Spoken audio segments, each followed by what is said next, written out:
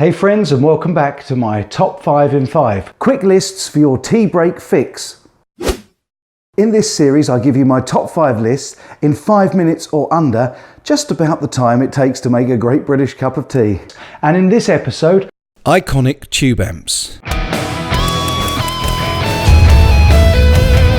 In at number 5, the Mesa Boogie Dual Rectifier, designed by Randall Smith, was the go-to choice of so many hard rock and definitely metal bands in the 1990s. Metallica, Living Colour, Korn, to name but a few, got their abrasive metal tones from this behemoth beast of an amplifier. Later in 2009, a dedicated clean channel was added, making it even more versatile. The Dual Rec is still cited and favoured by Dave Grohl of the FooFighters, who continues to keep it in his rig to get his distinctive live sound. The longevity in studios and stadiums around the world and continued success had to see the Dual Rectifier from Meza Boogie on my list.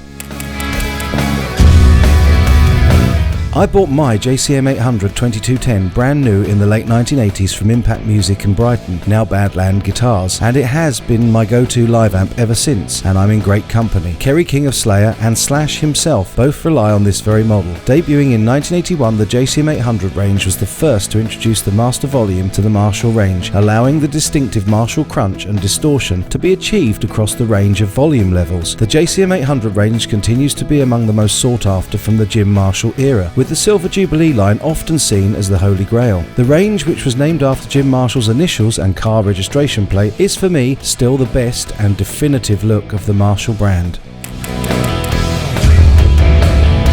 What do Jimi Hendrix, Eric Clapton and Pete Townshend have in common other than being iconic, groundbreaking guitar players? The answer is our second Marshall on my list. In at number 3 is the truly legendary Plexi, officially known as the 1959 100-watt Super Lead, although 1959 was purely the model number and has nothing to do with its initial release date, which is in 1965. It was in response to Pete Townshend's request for a louder amp that Jim Marshall built the prototype with 4 KT66 valves and 2 50-watt transformers, which were later replaced with 100-watt transformers on the production model. The tubes too were replaced in 1967 with the now iconic Marshall selection of EL34s. This amp truly changed the tone of rock music.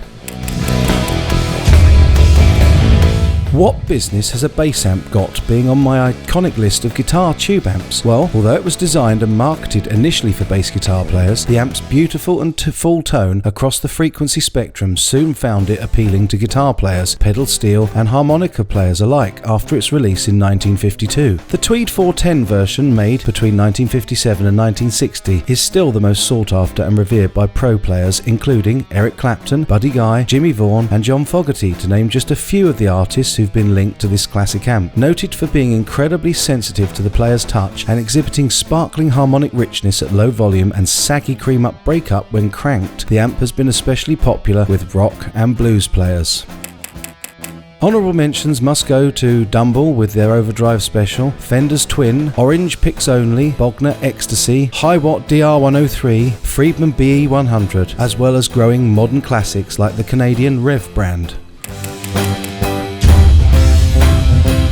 It had to be number 1 for me simply because of its pedigree with the Beatles, Brian May of Queen and The Edge of U2, all of whom changed the face of music through playing the Vox AC30 top boost. Created by Dick Denny, a leading Vox engineer, in 1958 for Hank Marvin of The Shadows, when he complained that his AC15 could no longer be heard over the screaming fans, the amp originally had a single tone control and came in either 1x12 or 2x12 configurations. However, 1960 saw the innovation of the top boost or brilliance circuit and a third channel, each now with 2 inputs. The top boost introduced extra gain stage and separate bass and treble controls. The resulting chimey high end became a signature sound of so many players, also including Tom Petty and Peter Buck. It's a little known fact that the AC30 top boost has been featured on every single U2 album, and Brian May still uses them exclusively live.